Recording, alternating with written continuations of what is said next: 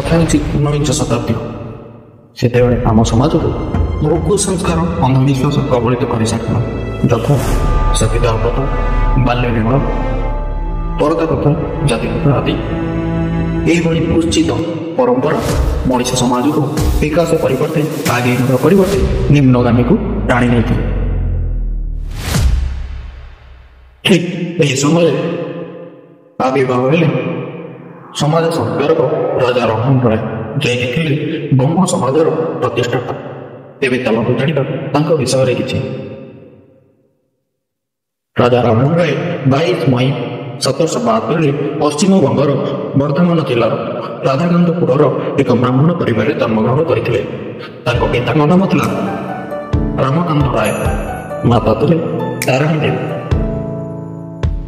ରାଜା ରାମମୋହନ ରାୟ ଇଂରାଜୀ, ବଙ୍ଗଳା, ପାରସୀ, ଲାଟିନ, ସଂସ୍କୃତ, ପାର୍ସୀ, ଆରବ, ହିନ୍ଦୀ ଭଳି ଅନେକ ଭାଷା ମଧ୍ୟ ଜାଣିଥିଲେ। ମାତ୍ର 12 ବର୍ଷ ବୟସରୁ ସେ ବେଦ ଉପନିଷଦ ପଢ଼ିବା ପାଇଁ ବାରାଣସୀ ଯାଇଥିଲେ। ଅନେକ ଗ୍ରନ୍ଥ ଶାସ୍ତ୍ର ଅଧ୍ୟୟନ କରି ଏକ ସାରାଂଶରେ ଉପନୀତ ହେଲେ ଯେ ବ୍ରହ୍ମ ହିଁ ସତ୍ୟ ଓ ଶ୍ରେଷ୍ଠ, ବ୍ରହ୍ମ ହିଁ ଈଶ୍ୱର। 1828 ଅଗଷ୍ଟ 20ରେ ସେ ବ୍ରାହ୍ମଣ ସଭା ସ୍ଥାପନ କରିଥିଲେ, ଯାହାକି ପରବର୍ତ୍ତୀ ସମୟରେ 1830ରେ ବ୍ରାହ୍ମଣ ସମାଜ ରୂପେ ଖ୍ୟାତି ଲାଭ କରିଥିଲା। ବ୍ରିଟିଶ ଶାସକ ଲର୍ଡ ୱିଲିୟମ ବେଣ୍ଟିଙ୍କ ସାହାଯ୍ୟରେ 4 ଡିସେମ୍ବର 1829ରେ ସତୀଦାହ ପ୍ରଥାକୁ ଉଚ୍ଛେଦ କରିବାରେ ରାଜା ରାମମୋହନ ରାୟ ସକ୍ଷମ ହୋଇଥିଲେ। ତଥା ଜାତି ପ୍ରଥା, ବାଲ୍ୟ ବିବାହ ପ୍ରଥା ଆଦିକୁ ଘୃଣା କରିବା ସହିତ ନାରୀ ଶିକ୍ଷା, ନାରୀର ସ୍ୱାଧୀନତା ଉପରେ ସେ ବହୁତ ଗୁରୁତ୍ୱ ଦେଉଥିଲେ। ରାଜା ରାମମୋହନ ରାୟ ବଙ୍ଗଳା ସମ୍ବାଦ କୌମୁଦୀ ନାମକ ଏକ ପତ୍ରିକାର ପ୍ରକାଶ କରିଥିଲେ। ମିରଟ ଉଲ ଅଖବାର ନାମକ ଏକ ଉର୍ଦ୍ଦୁ ଖବରକାଗଜର ସମ୍ପାଦନାରେ ସେ ଦାୟିତ୍ୱ ନେଇଥିଲେ। ତେଣୁ ତାଙ୍କୁ କୁହାଗଲା ଭାରତ ସମ୍ବାଦପତ୍ରର ଜନକ। ଏହିପରି ସେ ରାଜନୈତିକ ଓ ସାମାଜିକ ଧର୍ମ କ୍ଷେତ୍ରରେ ରାଜା ରାମମୋହନ ରାୟ ବହୁବିଧ ସଂସ୍କାର ଆଣିଛନ୍ତି।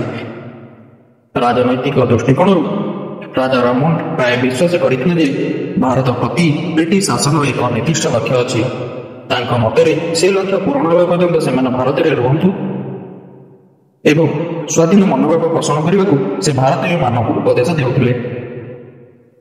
ଏଥିପାଇଁ ବିପିନ ଚନ୍ଦ୍ର ପାଲ କହିଛନ୍ତି ଯେ ପ୍ରଥମ ଭାରତୀୟ ହିସାବରେ ରାଜା ରାମମୋହନ ରାୟ ଭାରତୀୟମାନଙ୍କୁ ରାଜନୈତିକ ସ୍ୱାଧୀନତା ସନ୍ଦେଶ ପ୍ରଦାନ କରିଥିଲେ।